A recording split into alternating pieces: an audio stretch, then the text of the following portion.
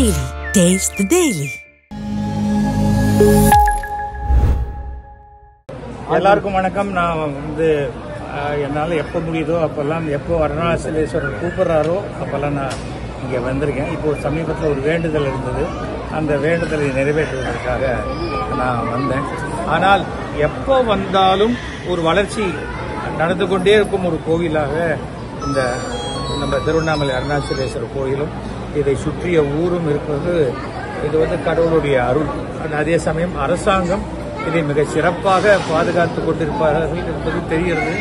எல்லாமே ரெகுலேட் பண்ணுறது. இப்போ ஆந்திராலேருந்து வேற நிறைய கிரௌடு இங்கே வர ஆரம்பிச்சதுனால அதுவும் ரொம்ப பிரமாதமாக ரெகுலேட் பண்ணியிருக்காங்க. இங்கே வந்த நேரம் இங்கே சங்காபிஷேகமும் அதே சமயத்தில் அபிஷேகமும் பார்க்கக்கூடிய வாய்ப்பு கிடைக்குது. இது ஒரு பெரிய பாக்கியமாக நான் கருதுகிறேன். எல்லாமே சிறப்பாக நடக்கும். நிறைய பேர் சொல்றாங்க இந்த அரசு ஆன்மீகத்துக்கு எதிரானதுன்னு. அப்படி இருந்ததுன்னா கிட்டத்தட்ட 24,000 கோயில்களுக்கு கும்பாபிஷேகம் பண்ணியிருப்பாங்களா? இல்லை இவ்வளவு சிறப்பான விஷயங்கள் நடந்து கொண்டே இருக்குமா? அதாவது ஆன்மீகத்தை போய் அரசியலை நுழைத்து ஆன்மீகத்தை நம்ம அந்த மாதிரியான ஒரு பார்வைக்கு கொண்டு போகக்கூடாது. அது தவறாக போய்விடும் என்பது என்னுடைய கருத்து. பாஜகவில் மாநில தலைவர் மாற்றம் இருக்கும் அப்படின்னு சொல்றாங்க. அது பாஜகவுக்கு நல்லது. ஆனால் பாஜகவை இந்த மாநில தலைவர் அண்ணாமலை கொண்டு அதல பாதாளத்தில் சொருகிட்டார். அதனால இனிமே பாஜகவுடன் யார் கூட்டணி அமைத்தாலும் கூட்டணி அமைச்சவங்களுக்கு அது மிகப்பெரிய கேடாகவும் நஷ்டமாகவும் தான் அமையுமே தவிர அதுக்கு மேல எதுவும் சொல்வதற்கு இல்லை. அதனால இது ரொம்ப பெரிய டேமேஜ் கிரியேட் பண்ணிட்டாரு அண்ணாமலை. அதனால இப்போ அதிமுகவை சேர்ந்து நம்முடைய அதிமுக தலைவர்கள் முந்தைய முதலமைச்சர் ஜெயலலிதா அவர்களையும் மற்ற எல்லாரையும் பற்றி தரக்குறைவாக ரொம்ப பேசிட்டாங்க. அதனால இன்னைக்கு எடப்பாடி அவர்கள் அதை ஏற்றுக்கொண்டாலும் ஒரு டெல்லியுடைய கம்பல்ஷனுக்கு அடிமட்ட தொண்டர்கள் ஏற்றுப்பாங்களா? பாஜக கூட்டணிங்கிறது கஷ்டம். ஆனால் இன்றைக்கு இருக்கக்கூடிய திமுக கூட்டணி தான் வெற்றி பெறக்கூடிய 100% சாத்தியக்கூறு இருக்கு. மறுபடியும் ஸ்டாலின் தான் முதல்வராக வருவார். அது ஃபுல் மெஜாரிட்டியில் நடக்கும்.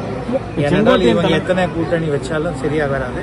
ஏனென்றால் இந்த பக்கம் சீமான் ஓட்ட பேசிடுவார், அந்த பக்கம் விஜய் ஓட்ட பேசிடுவார். அதனால் அந்த மாதிரியான சூழ்நிலையில் திமுக தான் மீண்டும் ஆட்சி அமைக்கும். வக்பு சட்டம் நாடாளுமன்றத்தில் நிறைவேற்றிருக்கிறாங்க. அதை பற்றி உங்களுடைய கருத்து? அதாவது பாஜகவில் ஒரு முஸ்லீம் எம்பி கூட இல்லை. இவர்கள் எப்படி முஸ்லீமுக்கு சாதகமாக நடந்து கொள்வார்கள்? எதை சொன்னாலுமே நான் தேசத்துக்காக பண்றேன், தேசத்துக்காக பண்றேன். நான் இப்ப தமிழ்நாட்டுக்கு விசுவாசமா இருந்தா அதுவும் தேசத்துக்கு விசுவாசமா இருக்கிறது தான். ஏன்னா இந்த தேசத்துக்குள்ள தானே தமிழ்நாடு இருக்கு. தேசங்கிறது ஒன்றும் இல்லை, ஒரு உடம்பு. ஒரு உடம்புல தலை, கை, கால் எல்லாமே இருக்கிறது தான் உடம்பு. நான் தலைக்கு மட்டும் விசுவாசமா இருப்பேன், கை காலுக்கு விசுவாசமா இருக்க மாட்டேன்னா அது சரியாக வராது. அதை முதல்ல நம்ம தெரிஞ்சுக்கணும். அது தெரியாம தான் அவங்க ஏதாவது நான் தேசப்பற்று, நீங்க ஆன்டி நேஷனல்லாம் உளர்ற இது.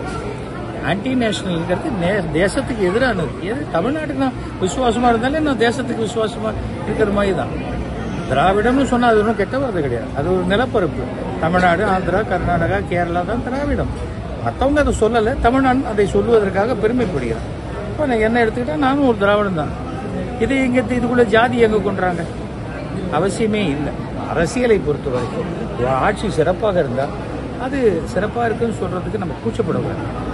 அது எதிர்கட்சியாக இருந்தால் கொள்வோம். ஆனால் தூங்கி எழுந்த உடனே ஏதாவது எதுக்கு மேல பேசுறது, உணர்றது. ஆனால் ஒன்று, பிஜேபியில் ஒன்றுமே உருப்படலைன்னா கூட எப்படியாவது ஒரு கவர்னர் ஆக்கிடுவாங்க. அதுதான் பிஜேபியோடைய அடிப்படை விஷயம்.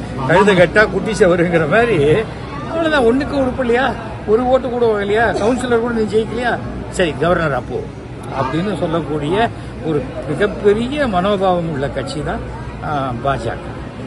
அண்ணாமலை கவர்னர் ஆயிடுவேன்னு சொல்றீங்களா? அண்ணாமலை எதுவான தமிழ்நாட்டில் இல்லாத வரைக்கும் தமிழக மக்களுக்கு நல்லது. அவ்வளவுதான். அண்ணாமலை இருந்தால் திமுகவுக்கு இன்னும் ரொம்ப நல்லது.